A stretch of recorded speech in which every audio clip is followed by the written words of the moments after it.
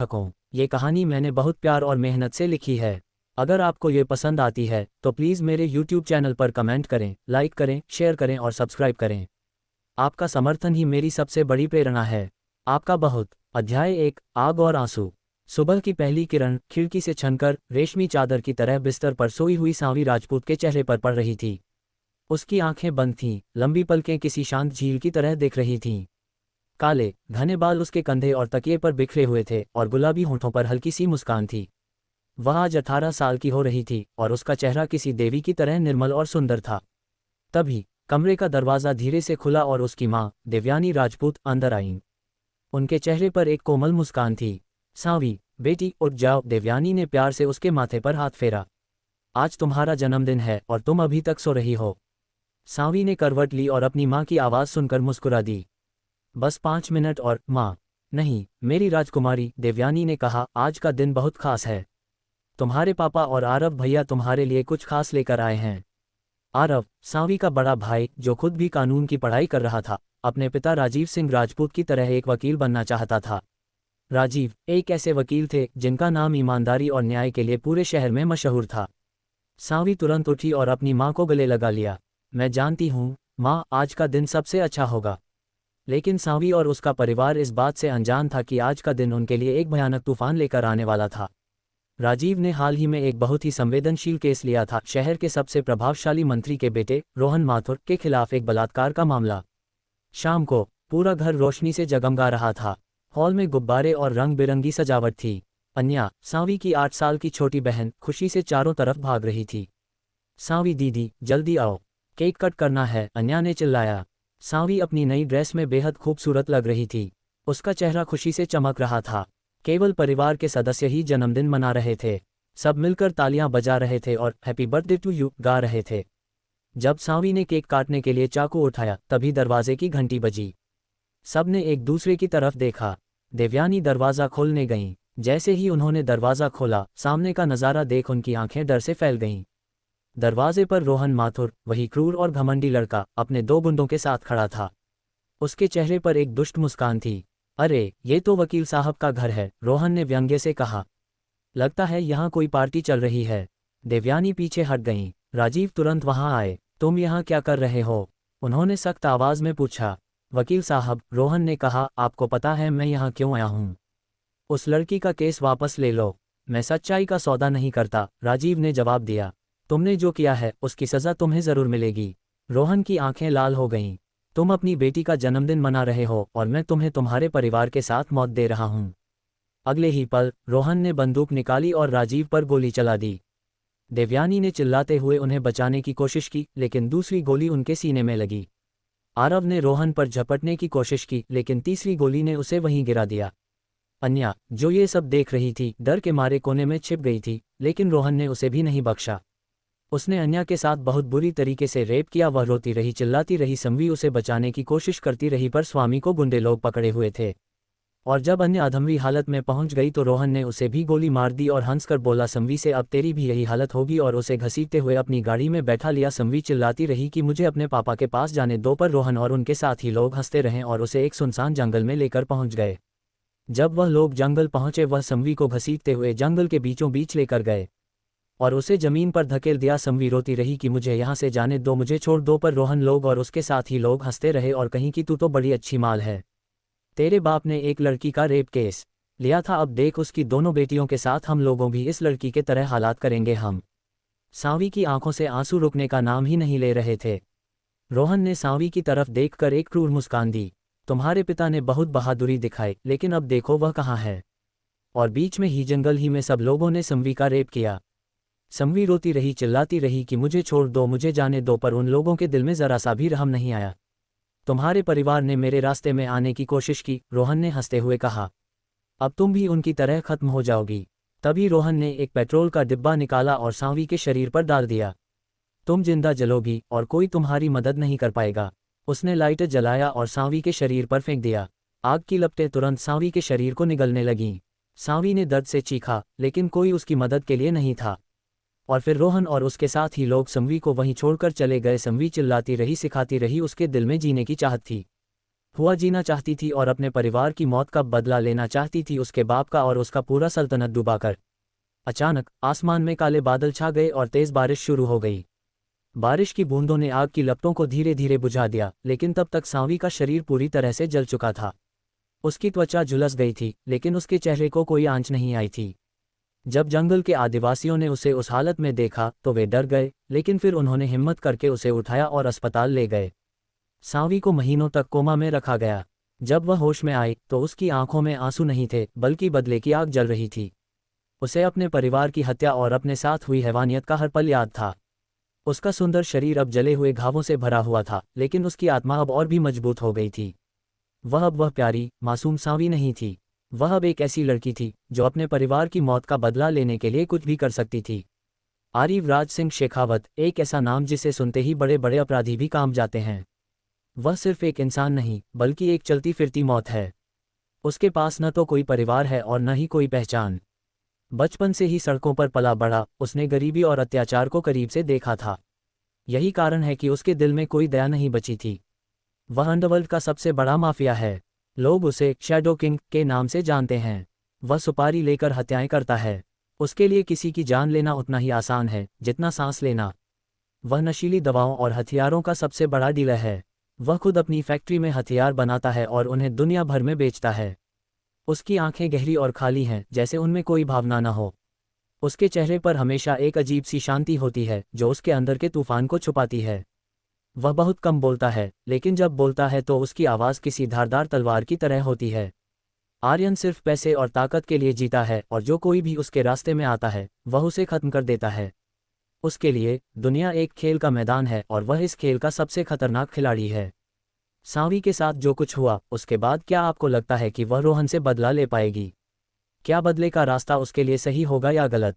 नमस्ते मेरे प्यारे पाठकों, मैं आप सभी से यह कहना चाहती हूँ कि यह कहानी मैंने बहुत मेहनत और प्यार से लिखी है।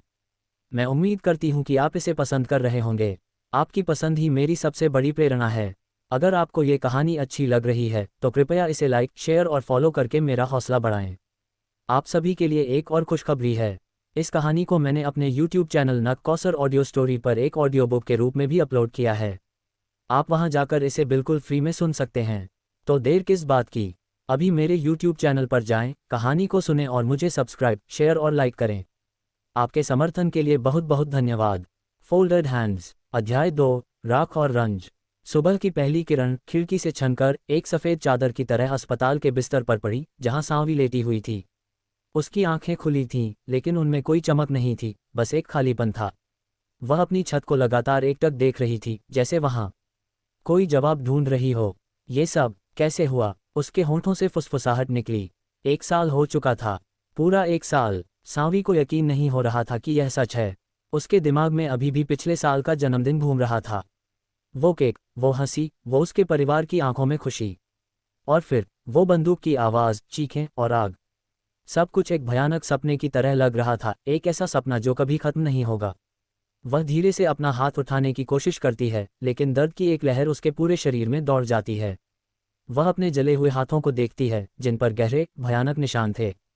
उसका शरीर, जो कभी इतना सुंदर और निर्मल था, अब राख और घावों का ढेर बन चुका था। सिर्फ उसका चेहरा ही बचा था, जिस पर कोई निशान नहीं था। ये बात उसे और भी दर्द देती थी कि उसका चेहरा तो वैसा ही था, लेकिन उसके अंदर की आत्मा पूरी तरह से जलकर राख हो चुकी थी। सांवी की आंखों से आंसू बहने लगते हैं। वह अपना चेहरा तकिए में छिपा लेती है और सिसकना शुरू कर देती है। भगवान, ये सब मेरे साथ ही क्यों हुआ? आपने मुझसे मेरा सब कुछ छीन लिया। मेरा परिवार, मेरी जिंदगी, सब कुछ। प्लीज मुझे वापस कर दो। लेकिन कोई जवाब नहीं आया, सिवाय उसकी अपनी ही चीखों और सिसकियों के। वह रोती रही जब तक उसके गले से आवाज़ निकलना बंद न हो गई। उसका दिल दुख और निराशा से भर चुका था। उसे समझ नहीं आ रहा था कि वह यहाँ क्यों है और क्या कर रही है। रात का अंधेरा, मुंबई की रोशनी। शाम के 7 बजे थे। मुंबई का एक नाइट क्लब, जो शहर के सबसे अमीर और ताकतवर लोगों के लिए जाना जाता था, अपनी पूरी चमक में था। लोग हंस रहे थे, बातें कर रहे थे और शराब पी रहे थे। लेकिन इस क्लब के ऊपर वाले फ्लोर पर, जहां सिर्फ खास लोगों की एंट्री थी, माहौल बिल्कुल अलग था। अरीव राज सिंह शेखावत एक केबिन में बैठा था। उसके सामने 2 विदेशी क्लाइंट बैठे थे, जिनके चेहरे पर पसीना और डर साफ दिख रहा था। अरीव के चेहरे पर हमेशा की तरह एक अजीब सी शांति थी, लेकिन उसकी आंखों में एक तूफान छुपा हुआ था। तो मेरा ड्रग सप्लाई क्यों नहीं हुआ? अरीव ने अपनी गहरी और शांत आवाज़ में पूछा। तुम लोगों ने सोचा कि तुम मुझसे कर पाओगे और मुझे पता भी नहीं चलेगा। उनमें से एक क्लाइंट ने डरते हुए कहा, नहीं सर, हमें खेद है, कुछ तकनीकी समस्या थी। इससे पहले कि वह कुछ और कह पाता, अरीव ने अपनी जेब से एक बंदूक निकाली। उसके चेहरे पर एक हल्की सी मुस्कान थी, जो किसी शैतान की मुस्कान से कम नहीं थी। उसने बिना किसी हिचकिचाहट के दोनों क्लाइंट को सीधे सिर में गोली मार दी। फटाक की दो आवाज़ों के साथ वे दोनों ज़मीन पर ढेर हो गए। अरीव ने शांत होकर बंदूक वापस अपनी जेब में रखी और आराम से वापस सोफे पर बैठ गया। वह अपनी शराब का गिलास उठाकर उसमें से एक घूंट लेता है, जैसे कुछ हुआ ही ना हो। उसी समय उसका असिस्टेंट और दोस्त रोहित कमरे में आया। वह अपने दोस्त की यह हरकत देखकर मन ही मन सोच रहा था, ये सन की कभी शांत नहीं होता, हर काम बंदूक से ही करता है। क्या हम इन्हें धमकाकर भी काम नहीं करवा सकते थे? चारों तरफ खड़े बॉडीगार्ड्स डरे हुए थे। उनमें से एक ने हिम्मत करके कहा, सर, लाशें। अरीव ने अपनी नज़र बिना उठाए शांत आवाज़ में कहा, कचरा साफ करो यहाँ से। रोहित अरीव के सामने वाले सोफे पर बैठ जाता है। ये करने की ज़रूरत नहीं थी अरीव, मुझे सिखाने की कोशिश मत कर, अरीव ने कहा, लेकिन उसकी आवाज़ में कोई गुस्सा नहीं था। मैं जानता हूं कि मैं क्या कर रहा हूं। रोहित ने सिर हिलाया, हाँ, ठीक है, कभी कभी तो मुझे भी तुझसे डर लगता है। अरीव ने एक हल्की सी मुस्कान दी। अच्छी बात है। वे दोनों चुपचाप बैठे रहे। कुछ देर बाद अरीव उठ खड़ा हुआ। चलो अब यहाँ से चलते हैं। बाहर निकलते ही अरीव अपनी काली शानदार कार की तरफ बढ़ता है। कार किसी जेट की तरह लग रही थी। वह अपनी सीट पर बैठता है और गाड़ी को स्टार्ट करता है। रोहित उसके बगल में बैठ जाता है। गाड़ी मुंबई की सड़कों पर भागने लगती है। अरीव अपने ब्लैक मैंशन की तरफ जा रहा था। मैंशन दूर से ही एक विशाल काली छाया की तरह दिख रहा था। वह बिल्कुल अरीव की तरह था, अंधेरा, शक्तिशाली और रहस्यमय। जैसे जैसे गाड़ी आगे बढ़ रही थी, अरीव की आंखों में एक अजीब सी चमक आ रही थी, जैसे वह कुछ और ही सोच रहा हो। उसके लिए ये दुनिया बस एक खेल थी और वह इस खेल का सबसे बड़ा खिलाड़ी था। आधी रात का सन्नाटा और मुंबई की जगमगाती रोशनी में एक काली विशाल इमारत खड़ी थी, जो किसी किले से कम नहीं थी। यही था अरीव राज सिंह शेखावत का मैंशन। जैसे ही गाड़ी मैंशन के गेट से अंदर दाखिल हुई, रोहित ने गहरी सांस ली। फाइनली अब थोड़ा सुकून मिलेगा। अरीव ने बिना कोई जवाब दिए गाड़ी से बाहर कदम रखा। उसकी चाल में वही शांति थी जो उसके चेहरे पर हमेशा रहती थी। दोनों मैंशन के अंदर दाखिल हुए। अंदर का माहौल भी बाहर जैसा ही था, शक्तिशाली और रहस्यमय। अरीव सीधे सीढ़ियों की तरफ बढ़ गया, बिना पीछे मुड़े। तुम डिनर करोगे क्या? रोहित ने पीछे से आवाज़ दी। नहीं, अरीव ने एक शब्द में जवाब दिया और ऊपर चला गया। अरीव अपने कमरे में गया। उसका कमरा उसकी शख्सियत का आईना था। चारों तरफ काला रंग हावी था, लेकिन उसमें एक शान थी। कमरे की दीवारें गहरे काले रंग की थीं और फर्श पर काले और सुनहरे रंग की टाइलें बिछी थीं, जो मंद रोशनी में चमक रही थीं। खिड़कियों पर काले और सफ़ेद रंग के भारी पर्दे लटके थे, जो पूरे कमरे को बाहर की दुनिया से अलग कर रहे थे। एक बड़ी सी किंग साइज बेड कमरे के बीच में रखी थी, जिस पर सिर्फ काली चादर और तकिए थे। अरीव ने अपने कपड़े उतारे और सीधे बाथरूम में चला गया। उसका बाथरूम भी उसके कमरे जैसा ही था, काले और सफ़ेद संगमरमर की दीवारों के साथ। वह शॉवर के नीचे खड़ा हो गया। ठंडे पानी की बौछार उसके लंबे काले बालों से होते हुए उसके मजबूत गठीले शरीर पर गिर रही थी। उसकी चौड़ी छाती पर कुछ पुराने धुंधले निशान थे, जो शायद बचपन के संघर्ष की निशानी थे। उसकी सिक्स पैक एब्स, मजबूत हाथ और पैरों की मांसपेशियों से उसकी ताकत का अंदाज़ा लगाया जा सकता था। पानी की बूंदें उसके शरीर पर मोतियों की तरह चमक रही थीं।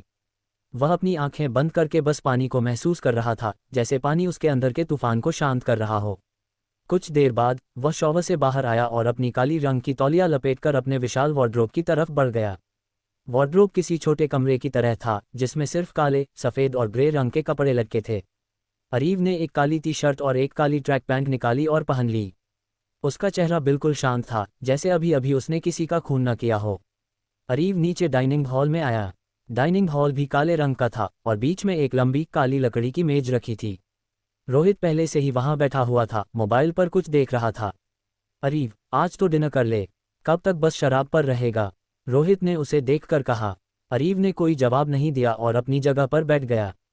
तभी एक हाउस हेल्पर, एक युवा लड़की, खाने की ट्रे लेकर आए। वह धीरे धीरे अरीव की तरफ बढ़ रही थी। जैसे ही वह अरीव के पास पहुंची, उसके पैर फिसल गए और पूरी खाने की ट्रे अरीव की गोद में गिर गई। वह लड़की जानबूझकर अरीव की गोद में गिर पड़ी, जैसे उसे यकीन हो कि अरीव उसे कुछ नहीं कहेगा। अरीव ने उसे तुरंत झटक दिया। उसके चेहरे पर जो शांति थी, वह गायब हो गई और उसकी जगह गुस्सा आ गया। उसकी आंखें लाल हो गईं। तुम पागल हो क्या? अरीव ने दहाड़ते हुए कहा। तुम्हारी इतनी हिम्मत कि तुम। रोहित भी हैरान था। उस लड़की के चेहरे पर डर की जगह एक मुस्कान थी जो पल भर में गायब हो गई। इसे यहाँ से बाहर निकालो अभी, अरीव ने गुस्से से चिल्लाया। 2 बॉडीगार्ड तुरंत आए और उस लड़की को घसीटते हुए बाहर ले गए। वह लड़की रोती रही, नहीं सर, मुझे माफ कर दो। अरीव अपनी कुर्सी से उठ खड़ा हुआ। उसकी भूख मर चुकी थी। वह गुस्से में वापस अपने कमरे की तरफ बढ़ गया। अरे अरीव, रुक तो सही, खाना तो खा ले। रोहित ने उसे रोकने की कोशिश की, लेकिन अरीव ने उसकी बात अनसुनी कर दी। रोहित ने सिर पकड़ लिया। हे भगवान, यह आदमी क्या है? थोड़ी देर पहले किया, अब एक छोटी सी बात पर इतना गुस्सा हो गया। इसका दिमाग सही जगह पर नहीं है। वह खुद से ही बड़बड़ाता रहा और फिर खाना खाने बैठ गया। नए सवेरे का दर्द। अगली सुबह अस्पताल के कमरे में सांवी को डिस्चार्ज मिलने की तैयारी हो रही थी। उसके पास न तो पैसे थे, न ही कोई ठिकाना। अस्पताल वालों ने उसे कुछ कपड़े दिए और बाहर छोड़ दिया। सांवी एक बार भी पीछे मुड़े बिना बस चलती रही। उसके मन में सिर्फ एक ही जगह थी जहां वह जाना चाहती थी, उसका घर। वह कई घंटों तक चलती रही, उसके पैर दर्द कर रहे थे, लेकिन वह रुकी नहीं। जब वह अपनी गली में पहुंची तो उसकी आंखें डर और दुख से चौड़ी हो गईं। उसका सुंदर घर, जो कभी हंसी और खुशी से भरा रहता था, अब सिर्फ राख का एक ढेर था। दीवारें काली हो चुकी थीं और खिड़कियों से धुआं निकल रहा था। उसका दिल दर्द से फट रहा था। वह चुपचाप खड़ी हो गई। उसकी आंखों से आंसू बह रहे थे, लेकिन उसके होठों पर कोई आवाज नहीं थी। मेरा घर, उसने फुसफुसाते हुए कहा। सब कुछ खत्म हो गया। वह वहां से मुड़ी और धीरे धीरे एक अपार्टमेंट की तरफ चली गई, जिसे उसके पापा ने उसके 18वें जन्मदिन पर उसे तोहफे में दिया था। यह उनका एक छोटा सा सीक्रेट था। उनके पास बहुत पैसा था, लेकिन उनके पापा चाहते थे कि सांवी के पास अपनी एक जगह हो जहां वह अकेले रह सके जब उसे जरूरत हो। सांवी ने पुरानी चाबी निकाली और दरवाज़ा खोला। अपार्टमेंट खाली था, लेकिन साफ सुथरा था। शायद उसके पापा ने इसे पहले से ही तैयार करवा रखा था। जैसे ही वह अंदर आए, वह दरवाज़ा बंद करके ज़मीन पर बैठ गई और ज़ोर ज़ोर से रोने लगी। पापा, भैया, मम्मी, अनिया। उसकी आवाज़ दर्द से भरी थी। आप लोग मुझे छोड़कर क्यों चले गए? मैंने क्या गलती की थी? प्लीज़ वापस आ जाओ, मैं अकेली हूँ, बहुत अकेली। उसका दिल टूट चुका था। उसके पास अब कुछ नहीं बचा था, सिवाय उन भयानक यादों के और बदले की एक जलती हुई आग के। लंदन की उड़ान। अगले दिन सुबह अरीव और रोहित लंदन जाने के लिए प्राइवेट जेट में बैठे थे। रोहित ने अपनी सीट बेल्ट बांधते हुए कहा, भाई एक बात बता, उस लड़की के साथ ऐसा क्या हुआ था जो तू इतना भड़क गया? अरीव ने बिना उसकी तरफ देखे कहा, कुछ नहीं, कुछ नहीं। तू तो उस पर ऐसे भड़का था जैसे वो तेरी गर्लफ्रेंड हो और उसने किसी और के साथ डेट पर जाने की बात कर दी हो। रोहित ने हंसते हुए कहा। अरीव ने उसकी तरफ घूर कर देखा, अपनी बकवास बंद कर। अरे, मैं तो बस मजाक कर रहा था, रोहित ने कहा। पर सच में, तू लड़कियों से इतना दूर क्यों रहता है? मुझे तो लगता है तुझे लड़कियों से दूर रहने वाला बाबा का खिताब दे देना चाहिए। अरीव ने सिर हिलाया। तू कभी सुधरेगा नहीं, और तू कभी बदलेगा नहीं, रोहित ने पलटकर कहा। यार, हम लंदन जा रहे हैं। कुछ तो एक्साइटेड हो, वहां तो तुझे कुछ अच्छी खासी लड़कियों से मिलने का मौका मिलेगा। अरीव ने अपनी आंखें बंद कर लीं। काम पर ध्यान दे, रोहित। हम वहां गन्स बेचने जा रहे हैं, लड़कियों से मिलने नहीं। अरे, काम के साथ थोड़ा मज़ा भी तो कर सकते हैं, रोहित ने कहा। तू हमेशा इतना बोरिंग क्यों रहता है? अरीव ने एक गहरी सांस ली। कभी कभी तुझे भी जान से मारने का मन करता है। रोहित हंसने लगा। यही तो हमारी दोस्ती है भाई। तू मुझे की धमकी देता है और मैं उसे मजाक समझता हूँ। जेट ने उड़ान भरी और दोनों दोस्तों की यह अजीब और खतरनाक दोस्ती एक नए शहर की ओर बढ़ चली। क्या बदला लेने की यह आग सांवी को उसके लक्ष्य तक पहुंचा पाएगी, या वह रास्ते में ही जलकर खत्म हो जाएगी? और क्या अरीव का दिल कभी किसी के लिए धड़केगा, या वह हमेशा के लिए एक कठोर दिल वाले व्यक्ति की तरह ही रहेगा? अध्याय 3, बादलों के पार आग की तलाश। जेट की रफ्तार से लंदन की ओर बढ़ते हुए राहुल ने अरीव की तरफ देखा। बाहर चमकते तारे किसी अनगिनत हीरों की तरह लग रहे थे, लेकिन अरीव की आंखों में वही गहरा खालीपन था। भाई, रोहित ने हल्के फुल्के अंदाज में छेड़ना शुरू किया, तू लड़कियों से इतना दूर क्यों रहता है? अब तो 28 साल का हो गया है। शादी वादी के बारे में भी तो सोच। अरीव ने खिड़की से बाहर देखते हुए अनसुना कर दिया। अरे यार, मेरी बात तो सुन, राहुल ने उसकी बांह पकड़कर कहा। अगर तू इस उम्र में शादी नहीं करेगा तो तेरे बच्चे आगे चलकर तेरे को पापा जी नहीं दादाजी जरूर कहेंगे। राहुल अपनी बात पर जोर से हंसा। अरीव ने धीरे से उसकी तरफ घुमा, उसकी आंखें ठंडी और चेतावनी भरी थीं। मुंह बंद रख, वरना तुझे यहीं मार डालूंगा। बहुत ज्यादा जुबान चलने लगी है तेरी आजकल। उसकी आवाज में हल्की सी गुर्राहट थी। रोहित, जो बीच में बैठा सब सुन रहा था, अपनी हंसी नहीं रोक पाया। हाँ हाँ, अब मुझे भी मार दे, तू तो आजकल मक्खियां भी तलवार से मारता है। अरीव ने दोनों को बारी बारी से घूर कर देखा। कमरे में एक पल के लिए सन्नाटा छा गया। अच्छा बाबा, अब से नहीं कहूंगा, राहुल ने हाथ जोड़ते हुए कहा। उसकी हंसी अब दबी हुई थी। हाँ हाँ, माफ कर दो महाराज, रोहित ने भी होठों को भींचते हुए कहा। कुछ घंटे बाद जेट लंदन के हीथ्रो हवाई अड्डे पर उतरा। बाहर लंबी काली कारों की कतार उनका इंतजार कर रही थी। अरीव और रोहित बीच वाली काली मर्सिडीज में बैठ गए। सर, कहाँ जाना है? ड्राइवर ने पूछा। ऑफिस चलो, रोहित ने जवाब दिया। लंदन की सुबह धुंधली थी। शहर जाग रहा था, लेकिन अरीव की मौजूदगी में उसके दफ्तर में हमेशा एक अजीब सा खौफ पसरा रहता था। वह सिर्फ एक माफिया ही नहीं था, बल्कि दुनिया के टॉप बिजनेसमैन में से एक भी था। उसकी कंपनी अलग अलग सेक्टर में फैली हुई थी और अपनी परफेक्शन और डेडलाइन के लिए जानी जाती थी। कर्मचारियों को अच्छी सैलरी मिलती थी, लेकिन गलती करने की कोई गुंजाइश नहीं थी। दूसरी तरफ मुंबई में सांवी एक अदद नौकरी की तलाश में भटक रही थी। जली हुई चमड़ी और डरे हुए चेहरे के साथ उसे हर जगह निराशा ही हाथ लग रही थी। आखिरकार एक छोटे से पिज्ज़ा डिलीवरी शॉप के मालिक ने उस पर थोड़ी दया दिखाई। उसे हर दिन 500 रुपये मिलते थे, जो उसके गुजारे के लिए काफ़ी नहीं थे। बिना किसी आईडी या डॉक्यूमेंट के और ऐसे शरीर के साथ उसे कोई और काम देने को तैयार नहीं था। लंदन में अरीव का ऑफिस एक गगनचुंबी इमारत की 83वीं मंजिल पर था। प्राइवेट लिफ्ट से रोहित के साथ ऊपर पहुंचते ही उन्हें कर्मचारियों की दबी हुई फुसफुसाहट सुनाई दी। अब क्या करना है? रोहित ने केबिन में बैठते ही पूछा। जेवियर से मिलना है क्या? अरीव की आंखें ठंडी चमक उठीं। उसने मेरे काम में घुसने की कोशिश की है, उसे मैं छोड़ूंगा नहीं, वो जान से मरेगा। उसने अपने डेस्क पर पड़ी फाइलों को उठाना शुरू कर दिया। हर रिपोर्ट, हर डेटा को बारीकी से देखने लगा। रात होते ही अरीव अपने लंदन के मैंशन के लिए रवाना हो गया। यह मैंशन मुंबई वाले से बिल्कुल अलग था, शांत, सफ़ेद रंग का और आधुनिक कला से सजा हुआ। दोनों दोस्तों ने साथ में खाना खाया और सोने चले गए। लेकिन रात के 2 बजे मैंशन पर अचानक हमला हो गया। गोलियों की आवाज़, धमाके, सब कुछ पल भर में तहस नहस हो गया। ये हमला जेवियर ने करवाया था। अरीव गुस्से से आग बबूला हो गया। उसने तुरंत अपने गार्ड्स को जवाबी कार्रवाई करने का आदेश दिया, लेकिन तब तक जेवियर गायब हो चुका था अंडरग्राउंड। अब हमें चलना चाहिए, रोहित ने कहा। उसकी आवाज़ में चिंता थी। हमारे असैसिन उसे ढूंढ लेंगे।